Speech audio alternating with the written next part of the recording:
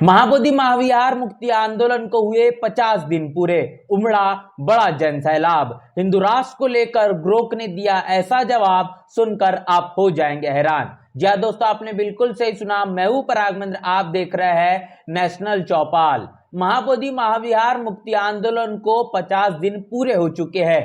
इसके बावजूद भी इस मसले को लेकर बिहार की सरकार और केंद्र की सरकार के कान में किसी भी तरीके से जू नहीं रेंग रही। तमाम बौद्ध भिक्षुओं के जरिए लंबे समय से इस आंदोलन में शिरकत करना और इस आंदोलन की तमाम मांगों को लेकर मजबूती से डटे रहना यह बताता है कि इस बार महाबोधि महाविहार बौद्धों की विरासत बौद्धों को जब तक नहीं सौंपी जाएगी तब तक यह आंदोलन इसी तरीके से बरकरार रहेगा।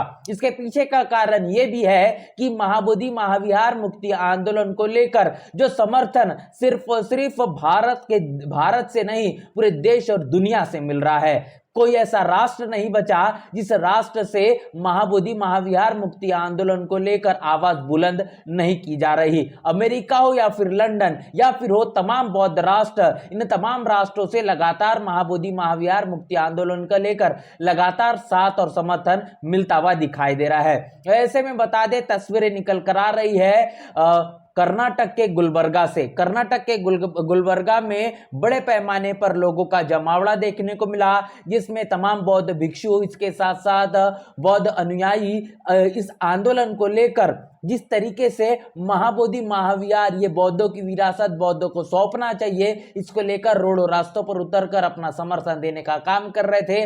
और बिहार और केंद्र की सरकार के खिलाफ इनका जो रवैया है वो विरोधाभास वाला देखने को मिल रहा था। ब्राह्मणों के हाथों से मुक्त होकर महाबोधि महाविहार ये बौद्धों को सौंपा जाए, ये लगातार तब मांगे अब उठते हुए दिखाई दे रही है। तस्वीरें आपको दिखा रहे हैं कर्नाटका के गुलबर्गा से। तो ये तमाम तस्वीरें बताती है कि यह आंदोलन सिर्फ और सिर्फ राष्ट्रव्यापी नहीं तो अंतर्राष्ट्रीय स्तर पर तो पहुंच चुका है, लेकिन अब ऐसा भारत को कोई प्रदेश देखने को नहीं मिलता जिन प्रदेशों से महाबोधि महाविहार मुक्ति आंदोलन को लेकर साथ और समर्थन की तस्वीरें ना देखी जाए। इसके साथ साथ आज नागपुर में बड़े पैमाने पर लोगों का जमावड़ा देखने को मिला। इसके पहले भी महाराष्ट्र के नागपुर में बड़े पैमाने पर लोगों के जरिए खासतौर पर बनते सुरेश ससाई, जिन्होंने इसके पहले भी इस आंदोलन को लेकर अपनी आवाज बुलंद की थी। तकरीबन 80 दिनों के आसपास यह आंदोलन चला था,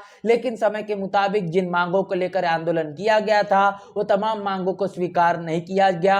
उसके बाद बीटीएमसी एक्ट को जिस तरीके से जारी रखने का काम हुआ और उन्हीं के माध्यम से, मतलब बनते सुरेश ससाई के जरिए इसके पहले नागपुर में ही एक शांति मार्च का आयोजन किया गया था और फिर एक बार नागपुर में एक शांति मार्च का आयोजन किया गया, जिसमें हजारों नहीं तो लाखों की संख्या में लोगों का ये जमावड़ा देखने को मिला, जिनके माध्यम से ये मांग की गई कि ब्राह्मणों को इस महाबोधि महाविहार से हटाकर बौद्धों की विरासत बौद्धों को सौंपा जाए, ब्राह्मण मुक्त महाबोधि महाविहार हो।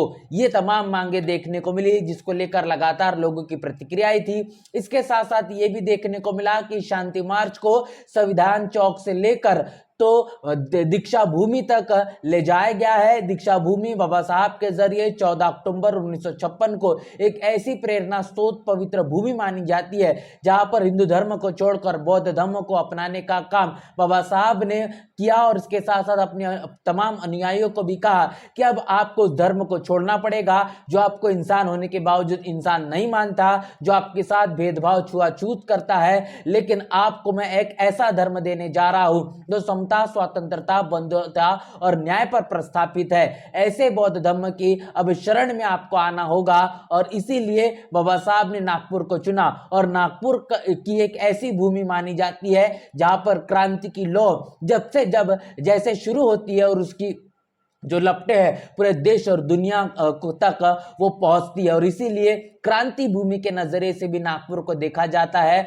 और इसके पहले भी नागपुर में बड़े पैमाने पर इस आंदोलन को लेकर अपना साथ और समर्थन दिखाया गया और फिर एक बार नागपुर के माध्यम से नागपुर में तमाम संगठनों के जरिए, राजनीतिक पार्टियों के माध्यम से, सामाजिक संगठनों के जरिए, धार्मिक संगठनों के जरिए शांति मार्च निकाला गया है, जहां पर हजारों लाखों की संख्या में लोगों का ये जमावड़ा देखने को मिला। ये तमाम चीजें बताती है कि यह आंदोलन अब समय के चलते काफी ज्यादा मजबूत हो चुका है। लेकिन इस देश के अंदर ऐसी भी ताकतें काम कर रही है जो लगातार इस आंदोलन को कमजोर करने में लगी हुई है। आपने देखा कि तकरीबन रात 1 बजे कैसे तमाम बौद्ध भिक्षुओं को महाबोधि महाविहार मुक्ति आंदोलन के पास जो उनका आंदोलन था वहां से हटाकर उनको षड्यंत्र के तौर पर वहां से हटाया जाता है और मजबूरन तौर पर अब तमाम बौद्ध भिक्षुओं को महाबोधि महाविहार से 2 किलोमीटर दूर हटकर इस आंदोलन को कड़कड़ाती धूप में करना अब उनकी मजबूरी बन चुकी है। लेकिन उसके बावजूद भी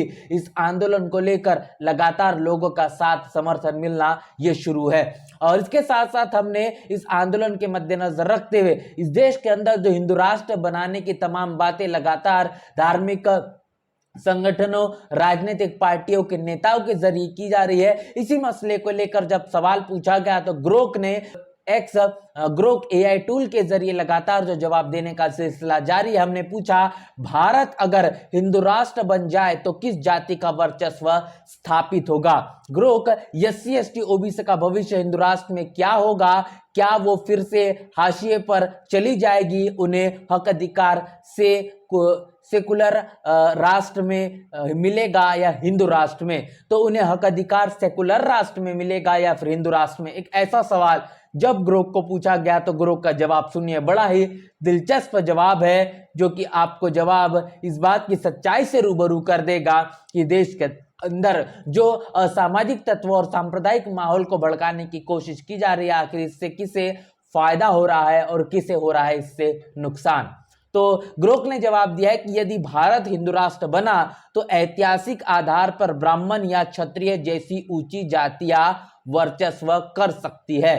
एससी एसटी ओबीसी का भविष्य अनिश्चित हो सकता है। शोध संकेत देते हैं कि पारंपरिक जाति व्यवस्था के कारण वे हाशिए पर जा सकते हैं और आरक्षण जैसे अधिकार खो सकते हैं। सेकुलर राष्ट्र में उन्हें संवैधानिक सुरक्षा मिलती है पर हिंदू राष्ट्र में यह कमजोर हो सकता है।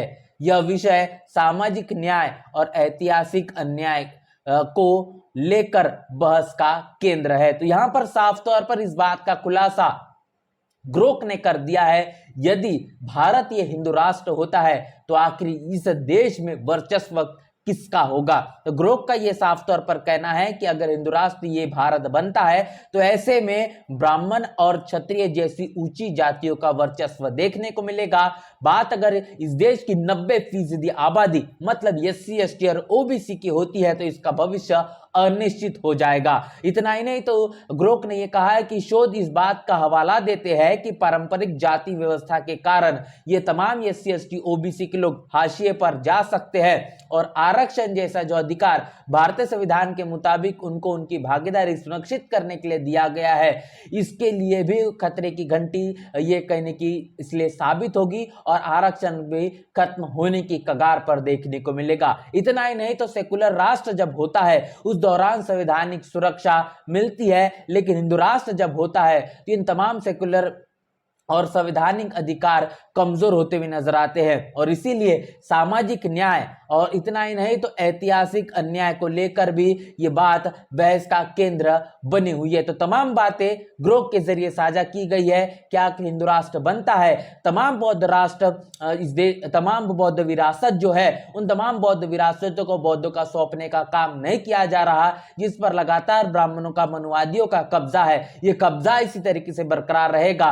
तो एससी एसटी ओबीसी की तमाम जो धरोहर है, जो ऐतिहासिक विरासत है, आखिर इसके साथ क्या कुछ होगा। ये बड़ा खुलासा यहाँ पर ग्रोक के जरिए किया गया है और तकरीबन इस आंदोलन को महाबोधि महाविहार को 50 दिन बीत चुके हैं और इस 50 दिनों से चलने वाले इस आंदोलन को लेकर अब भी आंदोलन लगातार जारी है। देश और दुनिया से समर्थन मिल रहा है। इसको लेकर आपकी क्या राय प्रतिक्रिया है, ग्रोक ने जो खुलासा किया इसको लेकर आप क्या सोच रहे, लिखकर कमेंट बॉक्स में जरूर साझा करें। बने रहे नेशनल चौपाल के साथ। मिलते नए वीडियो में, तब तक के लिए जय भीम जय भारत।